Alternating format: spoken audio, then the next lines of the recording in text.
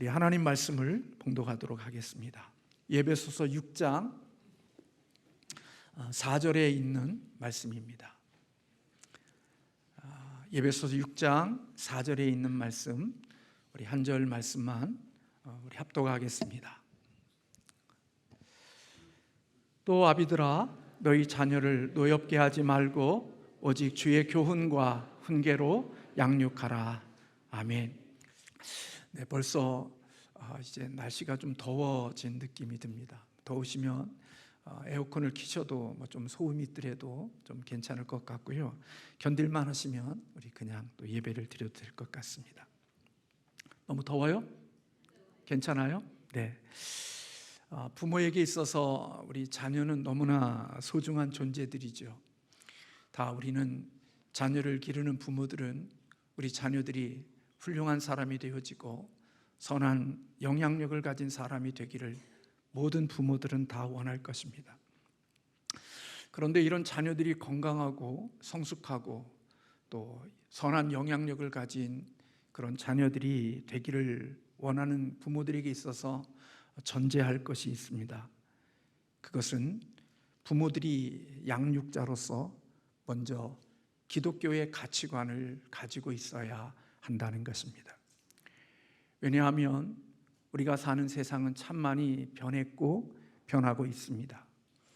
이제는 교육의 중심이 교실 중심에서 가정 중심으로 바뀌었고, 교사 중심에서 부모 중심으로, 지식 중심에서 관계 중심으로 이동하고 있습니다. 예전에 패러다임을 가지고 교실과 교사와 지식을 중심으로 자녀를 양육하면 이 땅을 살아가는 데 있어서 하나님이 기뻐하시는 자녀로 세워갈 수 있는 방법이 없습니다.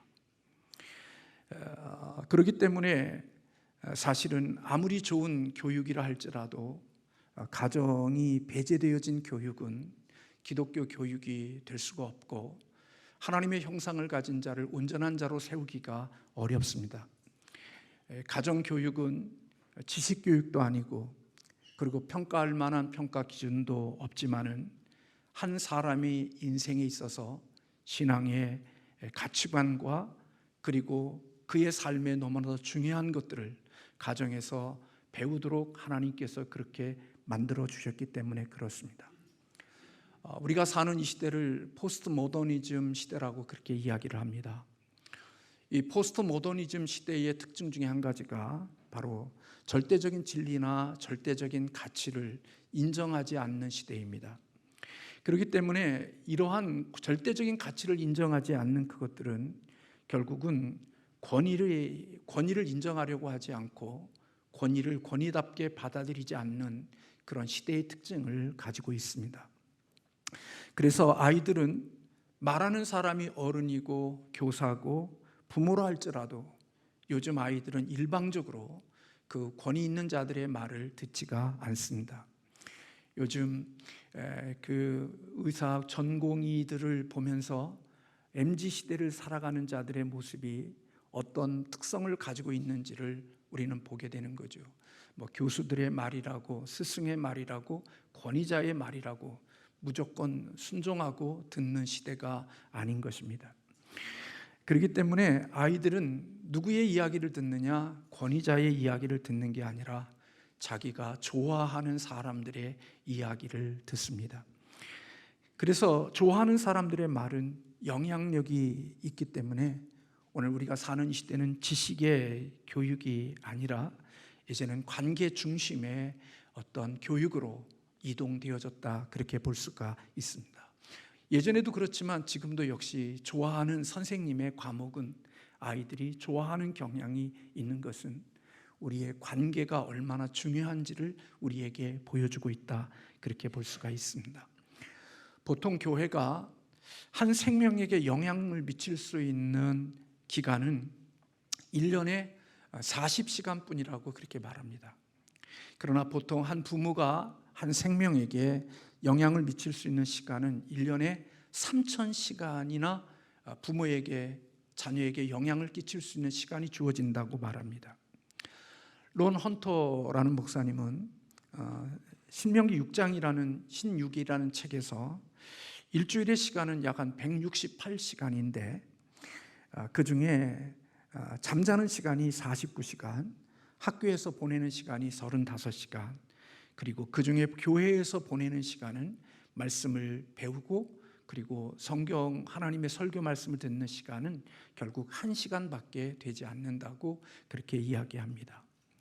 그리고 나머지 83시간을 남는 시간들을 어디에서 어떻게 보내느냐에 따라서 사실은 그 인생이 결정되어진다 그렇게 이야기합니다. 사실 일주일에 1시간을 보내고 160시간을 배운 대로 산다는 것은 그것은 너무나 버거운 것이지요. 나머지 83시간의 부모가 자녀들에게 기독교적인 가치관을 따라서 자녀를 양육하고 그들에게 선한 영향력을 끼치는 그것이 자녀의 미래에 대한 아름다운 모습을 만들어가는 것이라고 이야기를 합니다. 그래서 하나님은 교회와 가정을 중요한 공동체로 보시는 것입니다. 그래서 여러분이 아시겠지만 지금 오늘 우리가 살고 있는 이 시대에 사단이 공격하는 타켓이 뭐냐? 바로 가정과 교회입니다. 가정이 무너지고 교회가 무너지고 나면 이 세상의 사회는 건전한 사회가 될 수가 없고 건강한 사회로 세워지기가 어렵다는 것을 마귀는 너무나도 잘 알기 때문에 가정을 무너뜨리려 하고 교회를 무너뜨리는 일들을 행하고 있는 모습을 보게 되어지는 거죠.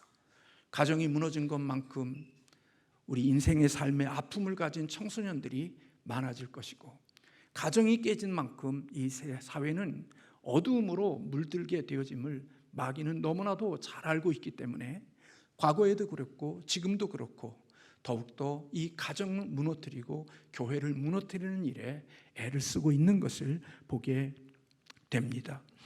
교회는 부모 세대를 그래서 주도적으로 교육하는 공동체로 세워야 되고 가정은 부모가 자녀를 지키도록 가르치는 공동체가 되어지는 것이 무엇보다도 중요하다는 것입니다. 그래서 자녀 교육에 있어서 중요한 것은 자녀보다도 더 중요한 것은 바로 부모들이 신실한 그리스도인이 되는 것이 더 중요한 것이고 우선적인 것이라고 볼 수 있는 것입니다. 기본적으로 성경이 말하는 가정의 자녀는 자녀들이나 손주에게 영향을 미치는 부모나 조부모로 구성된 3세대의 가정을 가리켜서 가정이라고 그렇게 정의를 합니다.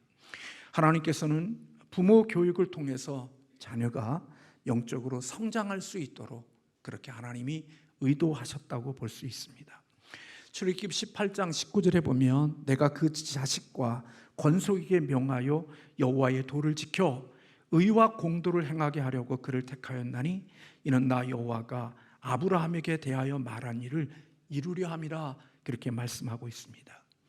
이스라엘의 쉐마, 신명기 6장에 이스라엘아 들으라 하는 이 쉐마의 교육은 바로 가정에서 부모가 자녀에게 교육하는 그러한 시스템임을 우리는 너무나도 잘 압니다. 그러므로 교회와 부모가 한 팀이 되어 자녀를 양육하는 것은 하나님이 우리에게 주신 아름다운 도구라고 생각할 수가 있습니다. 그런 의미에서 보면 자녀 교육에 대한 이야기를 하고 자녀를 온전하고 성숙한 사람으로 세우는 일에 있어서 정말 중요한 핵은 바로 부모라고 말씀드릴 수가 있는 것입니다. 부모가 올바른 목표와 올바른 가치관을 갖고 있지 않고 기독교 세계관과 기독교 가치관이 아닌 세속적인 가치관을 가지고 있는 부모라면 그는 그 자녀를 그렇게 기독교적이고 하나님 중심적인 자녀로 양육하기가 쉽지 않을 겁니다. 그는 세속적인 가치관과 세상의 가치관을 따라서 그 자녀를 양육할 가능성이 훨씬 더 많기 때문에 사실은 교회를 보낸다고 해서 그 자녀가 하나님이 기뻐하는 자녀로 온전히 세워져 갈 수 있기가 쉽지 않은 것입니다. 그러므로 부모는 자녀를 양육할 때 정확한 목표를 가지고 살아야 되는데 그 목표가 무엇이냐?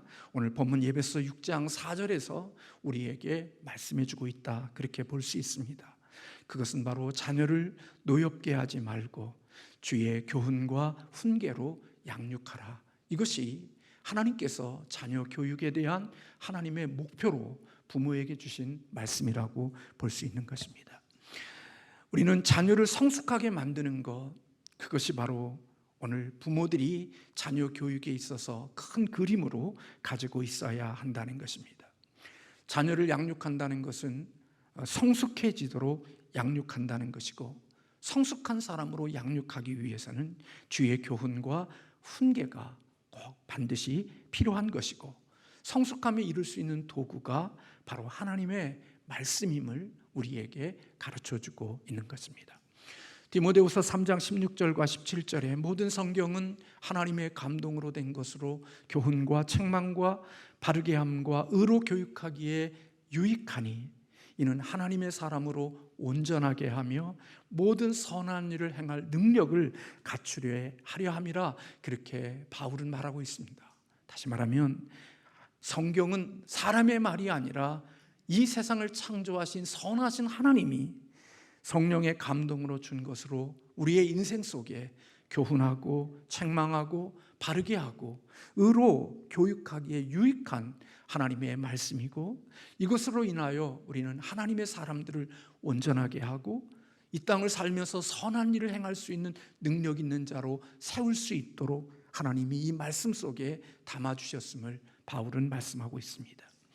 그러므로 성숙함이라는 것은 랩 블래들리라는 목사님은 성경 말씀을 통해서 알 수 있고 그 성숙함은 세 가지로 나타난다고 보았습니다. 그 세 가지가 하나는 자기 절제이고, 둘째는 지혜이고, 세 번째는 책임감으로 한 사람의 성숙함이 나타난다, 그렇게 보았습니다. 자기를 절제하는 사람은 다른 사람과 동일한 인간의 욕망을 모두 지니고 있지만 그것에 지배당하지 않는 것을 자기 절제라고 보았습니다. 자기를 절제할 줄 아는 자녀는 엄마가 아들의 이름을 부르면 예 하고 바로 순종할 줄 아는 아이가 자기를 절제할 줄 아는 자가 된다는 겁니다. 부모가 불렀는데도 불구하고 자기 할 일, 자기 것 때문에 즉각적으로 순종하지 않는 그 아이는 자기 절제가 되지 않는 자녀의 특징 중에 한 가지라는 것입니다. 자기 절제가 가능한 자녀는 결코 인생을 살면서 남의 물건을 손대지 아니하고, 자기 절제가 되어져 있는 자녀는 괴롭힘을 당한다고 해서 화가 나더라도 폭력으로 되갚아주는 그러한 일들을 행하지 않는 능력이 바로 자기 절제를 가진 자에게 있는 특징이라고 말하고 있습니다. 반면에 자기 절제가 없고 자제력이 없이 성장한 자녀는 성인이 되어져서도 쾌락과 재미와 오락에 빠져 주변에 있는 사람들에게 피해를 끼치게 되어지고, 무엇을 생각하든 느끼든 그것이 자기 생각과 자기 느낌이 가장 중요하므로 자기 마음속에 떠오르는 대로 살아가는 자가 바로 자기 절제가 없이 살아간 성인들의 모습이라는 것입니다. 이러한 자기 중심적인 성향은 자녀를 교만하게 하고 참을성 없게 하고 늘 살면서 징징대게 하며 모든 것에 감사할 줄 모르고 자기가 누리고 있는 모든 것을 당연한 것으로 여길 줄 아는 그런 자들로 만든다는 것입니다.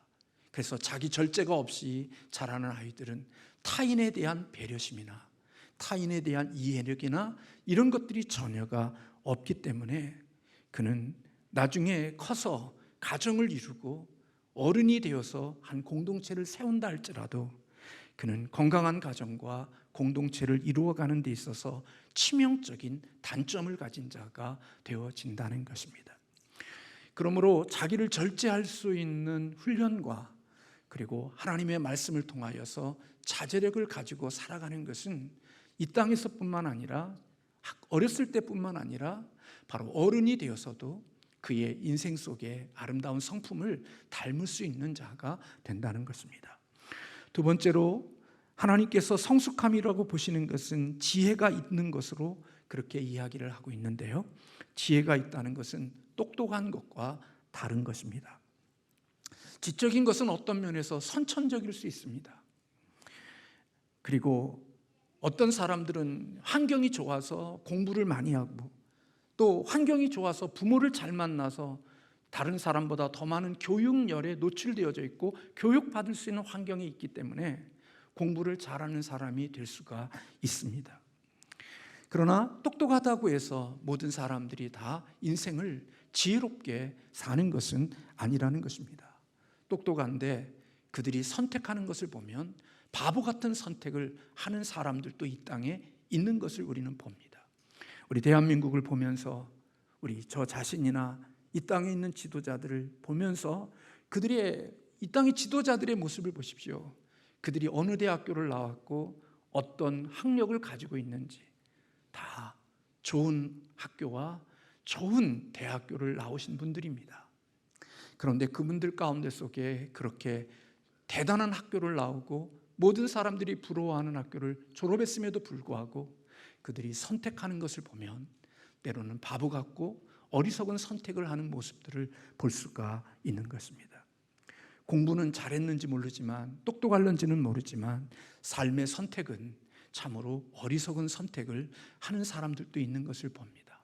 판사인데, 검사인데 바바리맨으로서 살아가는 사람들로 밝혀지는 사람들도 있는 것을 보면 똑똑함이 결국 인생을 지혜롭게 사는 것은 아님을 이 세상은 우리에게 더 확실하게 보여주고 있습니다.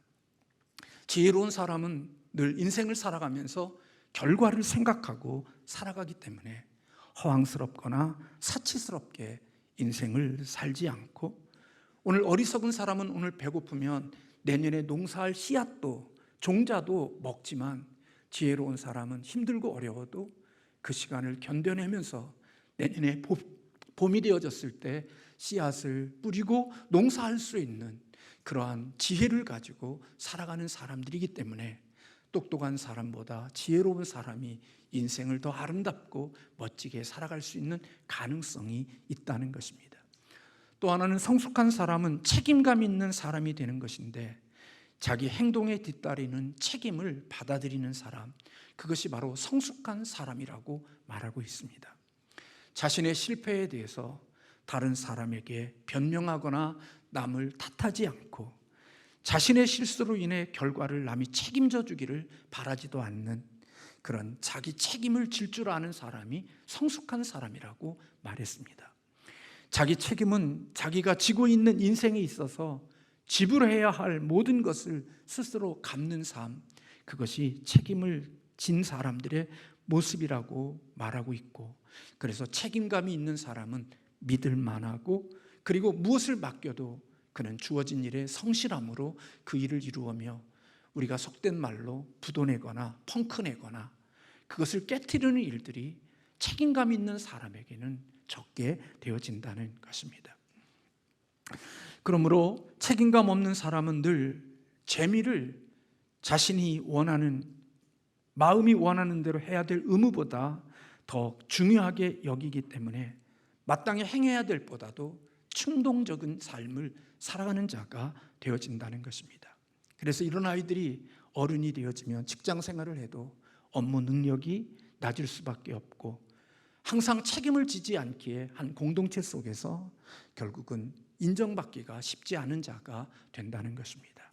늘 항상 세상을 살면서 책임감을 져본 적이 없는 아이들은 내가 언제나 피해자라는 생각을 가지고 자신은 전혀 잘못이 없고 자신의 실패 원인을 늘 남들에게서 찾는 자가 되어진다는 것입니다. 이들은 자신이 노력하지 않은 것에도 권리를 주장하고 남이 애써서 얻은 것을 자기 것인 양 여기는 자들이 바로 책임감이 없는 사람들에게 나타나는 특징이라는 것입니다. 그것을 세우고 그것을 건설하고 그것을 만드는 일에 그 어느 것도 기여하거나 헌신하거나 드림이 없음에도 불구하고 남의 공로와 남의 헌신과 남의 드림으로 인하여 만들어진 그것을 마치 자기 것인 양 생각하고, 그 일을 위하여 전혀 헌신하지도 않고 드린 것도 없음에도 불구하고 그것을 내가 마땅히 누려야 되는 것으로 생각하는 그런 사람들이 바로 책임감이 없는 사람들에게 나타나는 특징이라는 것입니다. 그래서 내 것도 내 거고 네 것도 내 것이고, 그래서 남이 만들어 놓은 그 모든 것을 자기가 누려야 된다고 생각하는 뻔뻔함이 있는 그런 사람들이 바로 책임감이 없는 사람들에게 나타나는 특징이라는 것입니다. 노력하지 않았음에도, 수고하지 않았음에도, 헌신하지 않았음에도 불구하고 권리를 주장하고 인생을 그렇게 살아가는 자들이 바로 하나님의 주시는 아름다운 축복의 삶이 되어질 수가 없다는 것입니다. 그래서 제가 말씀을 준비하다가 읽은 책을 보니까 책임질 줄 아는 자녀로 양육하려고 하면 그 자녀들에게 실패할 수 있는 기회를 주어야 한다, 그렇게 이야기했더라고요.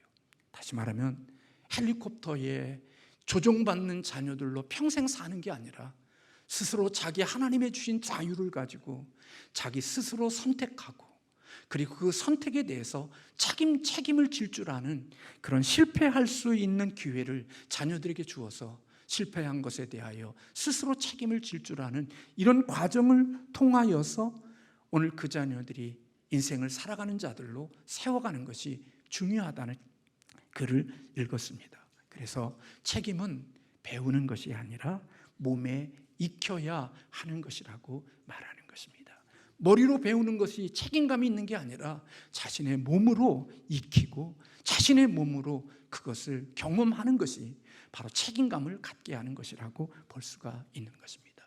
그래서 이 세상을 살면서 우리 아이들을 보면 오늘 우리가 사는 이 시대는 바로 이러한 세 가지의 모습들로 성숙한 사람으로 만들어가는 일들을, 우리의 교육이나 우리의 살아가는 삶 속에 이런 일들이 참 많이 약해진 모습들을 발견하게 되어지는 것입니다. 자기를 절제하는 힘이라든지 지혜라든지 그리고 책임감을 가지는 그런 자녀들이 그렇게 성장하고 그렇게 성숙되지 못함이 오늘 우리에게 나타나는 아픔이라고 볼 수가 있는 것입니다. 그러므로 신앙의 교육은 바로 하나님의 말씀으로 주의 교훈과 훈계로 양육함으로써 바로 이러한 성숙한 성품과 그리고 인격을 가진 그리스도인으로 세워가는 그것이 바로 기독교가 해야 될 교육이고, 이 일을 위하여서 우리 부모에게 이러한 역할이 주어졌다고 성경은 말씀해 주고 있는 것입니다. 이런 준비된 자녀가 되어지면 이런 자녀들은 정말 저도 부끄럽고 우리 모두가 다 그럴 수 있지만, 모두 다 하면 또 굉장히 기분 나빠할 수 있으니까 우리에게는 어느 부분은 부족한 부분이 있을 수 있지만 성인이 되어서도 그는 성숙한 인격체로 살아가게 되어질 가능성이 많은 거죠. 우리 부모들은 자녀들이 세월이 흘러 성인이 되면 그냥 성숙한 신앙인이 저절로 되어질 것이라고 여기지만 그것은 결코 착각이라는 것입니다. 성숙한 어른이 되지 못한 어른은 제가 살면서 더 많이 경험하는 것은 자녀들의 고통과 자녀들의 아픔은 누구의 책임이 큰 거냐, 자녀에게 있는 게 아니라 부모에게 있고 어른들에게 있다는 생각을 참 많이 갖게 합니다. 어른들이 어른답지 못해서 자녀들이 너무나도 많이 아프고 힘들고 고통스러운 시간들을 보내야 되는 모습들을 우리가 살아가는 삶의 현장 속에서 보는 거죠. 자녀를 잘 키우겠다는 것보다도 더 중요한 것은 부모가 부모다워야 되고 어른이 어른다워야 되는 것이 더 우선적이고 중요한 것이라는 생각을 갖게 하는 거죠. 여러분, 성숙함에 이르는 길은 그냥 그래서 되는 게 아닙니다. 우리는 자녀들을 좋은 것으로만 주면 될 줄로 생각하고, 자녀들이 원하지도 않고 바라지도 않음에도 불구하고 우리는 알아서 자녀들에게 다 공급해 주죠. 자녀들이 너무 더워요 그러지 않아도 선풍기 틀어주고 에어컨 틀어주고, 배고프지 않다고 그래도 밥 갖다 주고, 뭐 장난감 필요하지도 않고 책 필요하지도 않다고 그러는데 우리는 자녀들을 위하여 전질책을 집어넣고 장난감 풀 세트로 집어넣어서 그 자녀들에게 원하고 바라지도 않는데도 그 자녀들의 원하는 것들을 다 알아서 미리 주는 그러한 모습들이 저에게도 있고 여러분들에게도 있을 수 있습니다. 저 보니까 우리 손녀를 기르면서 제가 잠깐 곁에서 보면서 사랑스럽잖아요. 그러니까 뭐 주고 싶잖아요. 가서 이렇게 검색해요. 그리고 가서 봐서 사요. 이게 뭐가 유행하냐고. 동대문에 책 사러 가서 그 동대문 장난감 파는 데 가서 물어봐요. 이것 중에 요즘 아이들이 좋아하는 게 뭐냐고. 그거 사와요. 근데요, 이 아이의 연령과 아무 관계가 없어요. 한 2년 지나고 3년 지나야 쓸 수 있는 것을 갖다 주는 거예요. 그럼 그 당시에 좋아요. 근데요, 아이들이 애가 가지고요, 재밌게 놀아요. 근데 얼마 노는 줄 아세요? 30분 놀아요. 그리고 다 없애져요. 근데 돌이켜보면 나중에 1년 지나고 나면, 2년 지나고 나면 그때 그 아이가 필요한 거예요. 그러니까 그가 원하고 바라고 기대하는 게 없었어요. 그 부모에게나 할아버지에게 뭐 사줘라고 이야기하지 않아도 우리들은 다 가져다 주니까 아이들에게 부족하거나 모자람이 없는 거예요. 그렇기 때문에 그 자녀들은 내가 원하는 것, 내가 바라는 것은 다 가져야 된다고 생각하고, 기다릴 줄도 모르고 인내할 줄도 모르고 예절도 없고, 그래서 자기가 원하는 것을 주지 않으면 장난감 파는 마트에서 둥글고 그냥 엎드려서 누워서 땡깡을 부리면서 징징거리는 자녀로 만드는 건데, 그게 바로 우리가 자녀들에 대하여 좋은 모습인 것 같지만 그것이 부모로서 사랑하는 것인데 그 과도한 사랑이 그 자녀를 망치는 일이 되어지는 경우들도 있다는 것입니다. 여러분, 성숙함에 이르는 것은 저절로 되지 않습니다.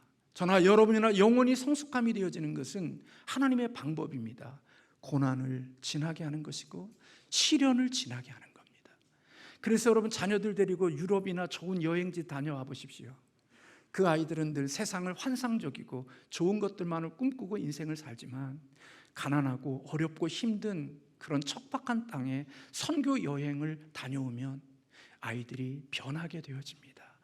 내가 누리고 있는 게 얼마나 큰 축복인지, 내가 받고 있는 사랑이 얼마나 큰 사랑인지를 척박한 땅에 가서 그 현장을 보고 오면 아이들에게 내가 사는 것에 대한 고마움, 감사함을 가지는데, 좋은 것만 누리고 다니는 사람들은 항상 부족하고 모자라겠다고 생각하고 늘 원망과 불평이 떠나지 않는 자녀가 되어질 가능성이 많은 것입니다.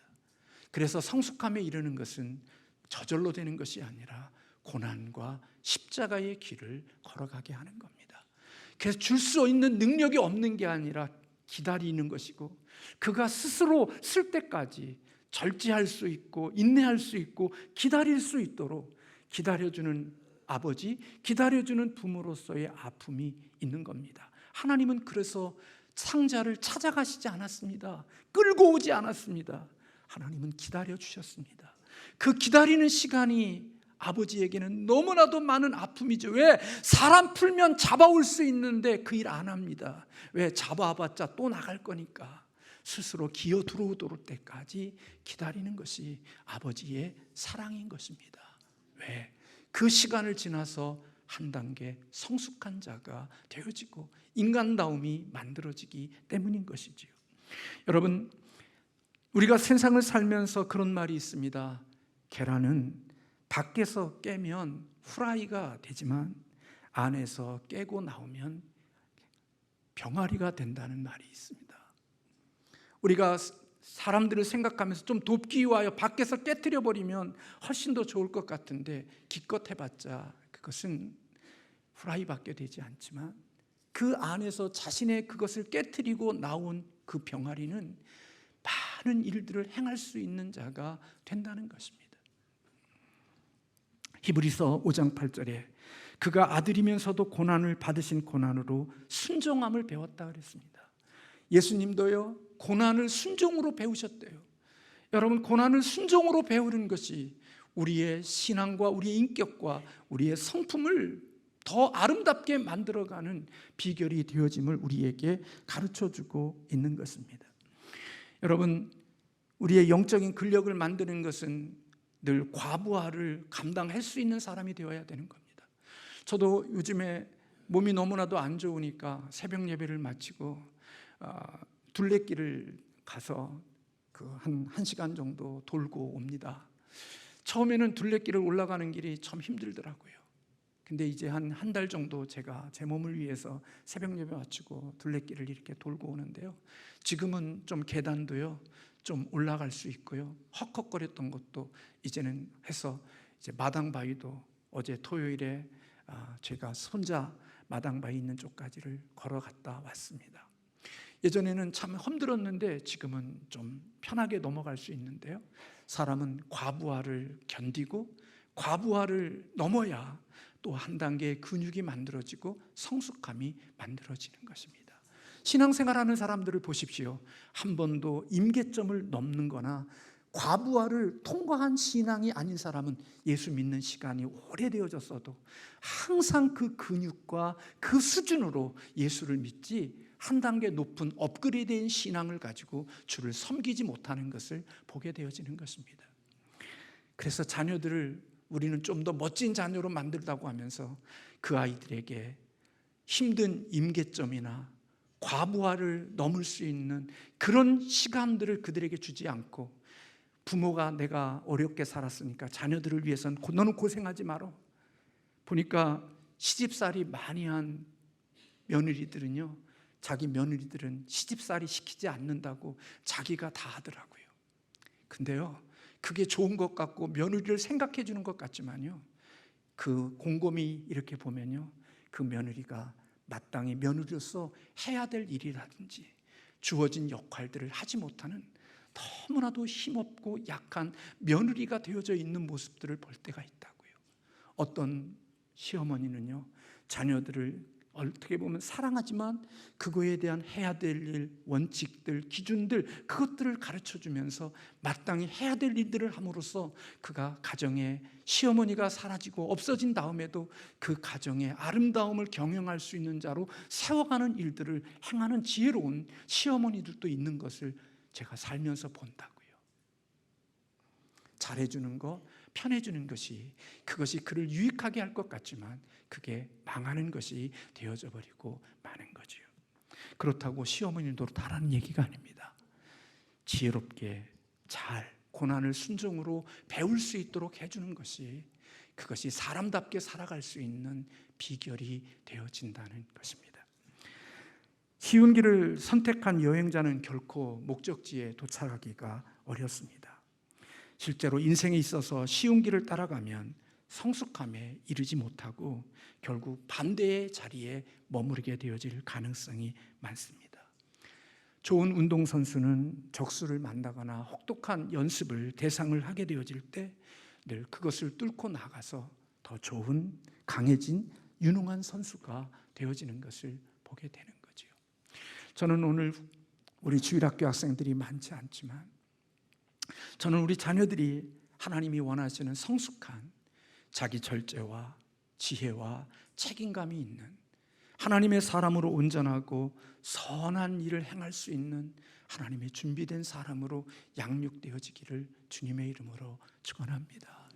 그것이 이 땅에 똑똑하지만 싸가지 없는 사람보다 훨씬 더 이 세상을 아름답게 만들 수 있고 복되게 살아갈 수 있는 일이 되어진다고 저는 여겨집니다.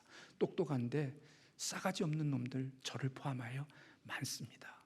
근데 그런 것들로 만들면 이 세상은 결코 복 있지 않습니다.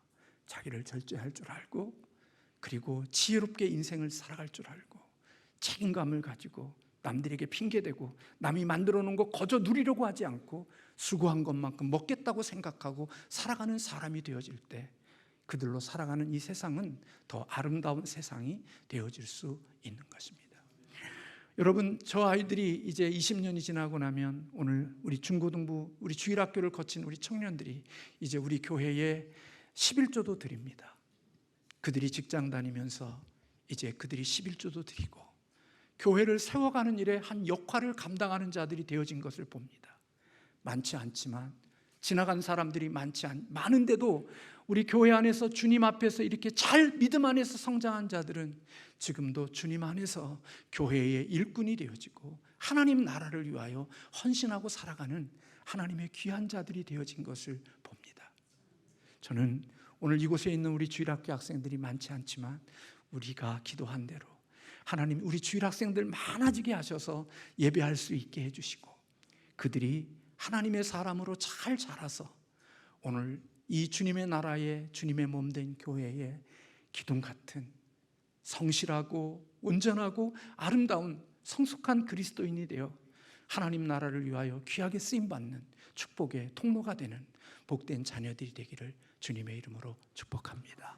그리고 여러분들이 한 사람이 어른이 되기 위해는 마을이 필요하다는 것처럼 우리 온 교회 삼양신설교회 공동체가 저들이 하나님의 온전한 인격체로 성숙한 그리스도인으로 세워지기까지 함께 기도해 주시고 도와주시고 사랑해 주셔서 저들이 주 안에서 멋진 신실한 하나님을 닮고 주님을 닮은 선한 믿음의 사람들이 되어지기를 주님의 이름으로 축복합니다.